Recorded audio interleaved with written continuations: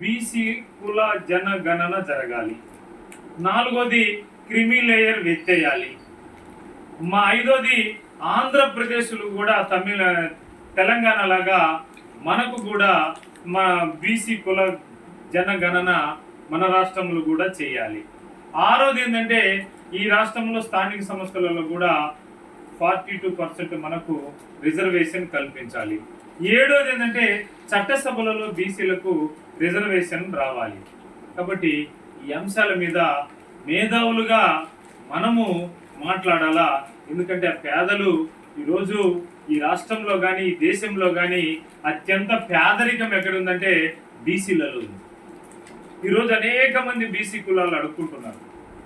దొమ్మరోడు చూస్తే పాపం రోడ్డు మీద పండుకొని వాడి బిడ్డకు పొట్టగోసి వాడు పాపం తాడు పీపు చేసి కొట్టుకుంటుంటే వాడి భార్య వచ్చి ఆ డోలు కొడుతుంది. ఈ రోజు కూడా భారతదేశానికి 78 సంవత్సరాల నాడు స్వాతంత్రం వస్తే ఈ రోజు బీసీ కులాలు అడుక్కుంటున్నారు. ప్రభుత్వాలేమో మరి అనేక ప్రభుత్వాలు వస్తున్నాయి పోతున్నాయి. మన స్థితిగతులు మాత్రం ఈ బీసీల యొక్క స్థితిగతులు మాత్రం మారటం లేదు.